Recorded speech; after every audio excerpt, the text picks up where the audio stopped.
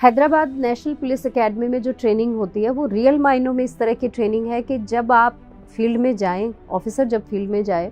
तो कोई चीज़ ऐसी नहीं हो जो लेफ़्ट आउट हो गई है और आपका उस एक्टिविटी के तरफ आपका एक्सपोज़र आपको नहीं मिला हो। Horse riding, rock climbing, swimming, outdoor, indoor, हर चीज़ का एक बहुत ही वेल प्लान्ड एक शेड्यूल के माध्यम से पूरा एक्सपोज़र दिया जाता है। बहुत सारे रूट मार्च होते हैं, बहुत सारे ट्रैक्स होते हैं, बहुत सारे इस तरह के अलग अलग ट्रेनिंग मॉड्यूल्स होते हैं जो कि आपको तपाते हुए एक ऑफिसर के रूप में तैयार करते हैं। और जिस तरह का मैंने कहा कि एक्स्ट्रा करिकुलम एक्टिविटीज़ होती हैं, कल्चरल एक्टिविटीज़ होती हैं, आपके स्पेशलाइज्ड लेक्चर्स होते हैं, बाहर से जो सर्विंग ऑफिसर्स हैं, डीजी रैंक, एडीजी रैंक, उन ऑफिसर्स के लेक्चर्स होते हैं। टेक्निकल फील्ड के, चाहे वो फील्ड किसी भी सब्जेक्ट से रिलेटेड हो, उनके स्पेशलाइज्ड लेक्चर्स ऑर्गेनाइज करती है एकेडमी, ताकि जब ऑफिसर तैयार होकर फील्ड में जाए तो वो हर चीज़ को फेस करने के लिए तैयार हो। मुझे ध्यान पड़ता है, और सबसे बड़ी बात है कि ये सारी एक्टिविटीज़ एक आम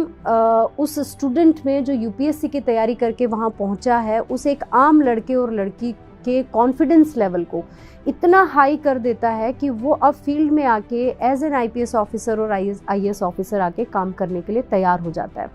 तो ये ट्रेनिंग का जो पर्पज़ है वो पर्पज़ सिर्फ़ और सिर्फ यही है कि फील्ड में आप जब आ रहे हैं तो आप हर चीज़ के लिए तैयार हैं। किसी भी ऐसी situation, abnormal situation, difficult situation, untimely situation, किसी भी चीज़ के लिए आप तैयार हैं। कई बार ये होता है जब हम फील्ड में आज हैं तो जब कोई इस तरह की अनसीन चीज़ सामने आती है जो आपने कभी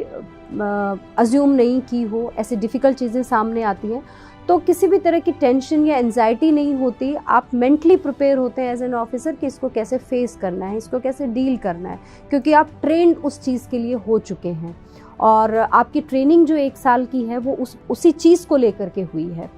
तो एकेडमी में रहते हुए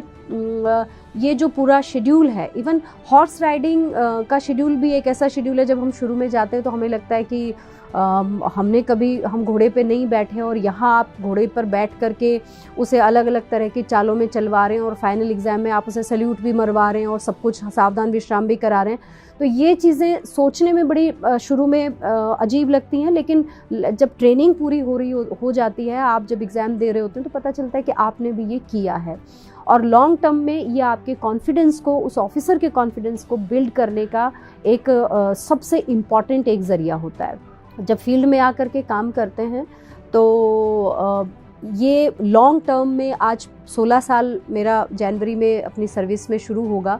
तो इन 16 सालों में जब मैं मुड़ के देखती हूँ तो एक एक चीज़ जो मैंने उस ट्रेनिंग में की है वो चीज़ मुझे आज बहुत अच्छा फील करवाती है, कॉन्फिडेंट फील करवाती है, और मुझे ये एहसास दिलाती है कि मैं